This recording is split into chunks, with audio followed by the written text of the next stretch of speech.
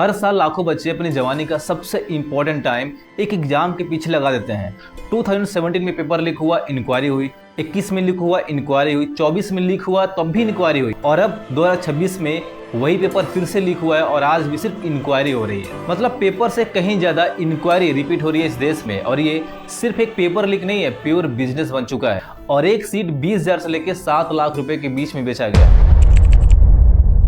तो ये national level के एग्जाम होते हैं हमारे, इसमें केवल एक परीक्षा के तौर पे मत देखिए, राष्ट्रीय छवि खराब होती है, इससे मनोबल टूटता है बच्चों। पेपर जो लीक होते हैं इसमें सिस्टम के अंदर के लोग ही इन्वॉल्व होते हैं, तभी पेपर लीक हो सकते हैं। अभी आपने जिनको देखा ना, जो कैमरे पे बड़ी बड़ी बातें कर रहे हैं, ये लोग कोई दूध के धुले हुए नहीं है, ये कोचिंग माफिया हैं। और जो पेपर लीक हुआ है किसी स्टूडेंट की वजह से नहीं, इन्हीं कोचिंग माफियाओं की वजह से पेपर लीक हुआ है। अब आपने इनकी बात तो सुन ली, अब जरा मेरी बात को भी बड़े ध्यान से सुन लेना। देखो, अगर मैं ऑनेस्टली बोलूं तो मुझे लगता है कि इंडिया में ईमानदारी से एग्जाम देना बहुत डिफिकल्ट हो गया, क्योंकि आजकल जो कंपटीशन है वो बुक से नहीं, करप्शन से है। हर साल लाखों स्टूडेंट अपनी जवानी का सबसे इंपॉर्टेंट पार्ट एक एग्जाम के पीछे लगा देते हैं। सुबह के 5 बजे उठना, कोचिंग जाना, मॉक टेस्ट देना, मोबाइल से दूर रहना और फेस्टिवल्स को स्किप करना, और सबसे इंपॉर्टेंट रिलेटिव्स का ताने सुनना कि बेटा सिलेक्शन हुआ नहीं। और फिर एग्जाम वाले दिन पता चलता है कि पेपर तो पहले ही लीक हो चुका था। मतलब जिस स्टूडेंट ने अपने 2 साल सेक्रीफाइस किए, उसके फ्यूचर को किसी ने एक टेलीग्राम ग्रुप में फॉरवर्ड कर दिया। और गवर्नमेंट का सबसे फनी पार्ट पता है क्या है?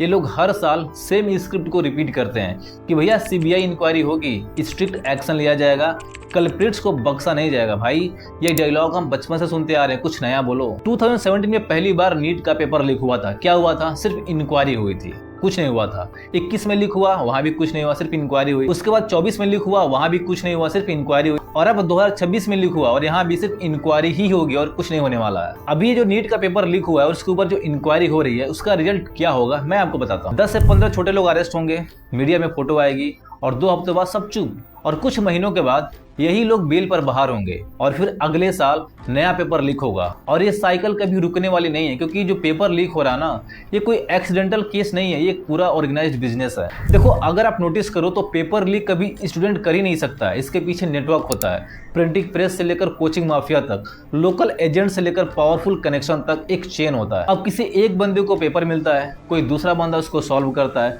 और जो तीसरा बंदा है उस पेपर को व्हाट्सएप और टेलीग्राम पर शेयर करता है, और जो चौथा बंदा है उसी से करोड़ों रुपए कमा रहा होता है, एक सीट को 7 लाख रुपए में बेच। और जो बच्चे ईमानदारी से पढ़ाई कर रहे होते हैं उनको एक विश मिलती है, बेटर लक नेक्स्ट टाइम का। अब जरा एक सेकंड के लिए सोच के देखो कि अगर पेपर लीक से कोई बंदा डॉक्टर बन गया तो क्या होगा? कल को वही बंदा ऑपरेशन थिएटर में खड़ा होगा, तो क्या आप अपनी माँ का ऑपरेशन उस डॉक्टर से करवाना चाहोगे जो मेरिट से नहीं, सेटिंग से पास हुआ है? नहीं ना। और यही इस स्कैम का सबसे डेंजरस पार्ट है, क्योंकि अगर सिस्टम ऐसा ही रहा ना तो कल को फेक डॉक्टर भी आ सकते हैं, फेक ऑफिसर्स भी आ सकते हैं, और फेक इंजीनियर्स भी इस सिस्टम में घुस सकते हैं। और फिर लोग बोलते हैं कि इंडिया डेवलप क्यों नहीं हो रहा है। देखो, अगर मैं ऑनेस्टली बोलूं तो मुझे गुस्सा पेपर लीक पर नहीं आ रहा है, क्योंकि वो तो होता ही रहता है। मुझे गुस्सा इस बात पर आ रहा है कि स्टूडेंट को सीरियसली लिया ही नहीं जाता। जब स्टूडेंट सोशल मीडिया पर हैशटैग नीट पेपर लीक का ट्रेंड चलाते हैं, तब जाकर अथॉरिटी जागती है। जब मीडिया नॉइज करता है तब इन्वेस्टिगेशन होता है। मतलब पेपर लीक सिस्टम नहीं, बच्चों को पकड़ना पड़ता है, बच्चों को अथॉरिटी को प्रूफ दिखाना पड़ता है, स्क्रीनशॉट शेयर करना पड़ता है, सेम क्वेश्चंस को मैच करके दिखाना पड़ता है, तब जाके एग्जाम कैंसिल होता है। अब जरा सोचो कितना डेंजरस है ये। अगर ये बच्चे आवाज नहीं उठाते ना तो शायद आज पेपर लीक वाले स्टूडेंट्स टॉप के मेडिकल कॉलेज में एडमिशन ले चुके होते। और फिर कुछ लोग बोलते हैं कि भैया मूव ऑन करो। अरे कैसे मूव ऑन करे कोई? जिस बच्चे ने अपने पूरे 3 साल दिए हो, जिस फैमिली ने लाखों रुपए खर्चा की और जिस माँ ने हर मंदिर में जाकर दुआ मांगी हो, उसको कैसे बोल सकते हो मूव ऑन करने को? एक मिडिल क्लास फैमिली के लिए नीट सिर्फ एग्जाम नहीं, ड्रीम होता है।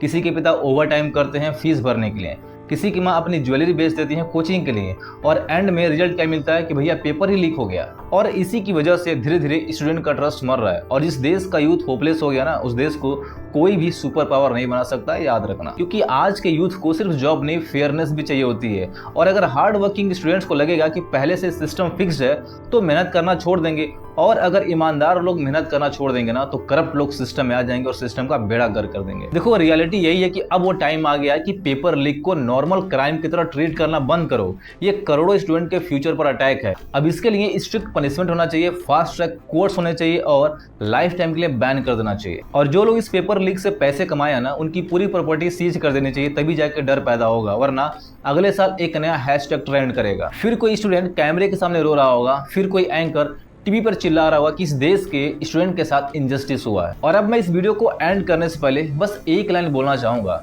इस देश को सबसे बड़ा खतरा बाहर के लोगों से नहीं है, सबसे बड़ा खतरा उन लोगों से है जो स्टूडेंट की मेहनत को पैसों में बेच देते हैं। तो अभी जो नीट का पेपर लीक हुआ, इसके बारे में आप क्या बोलना चाहोगे, कमेंट करके जरूर बताना, और हो सके तो इस वीडियो को अपने फैमिली के साथ शेयर करना। मिलते हैं नेक्स्ट वीडियो में।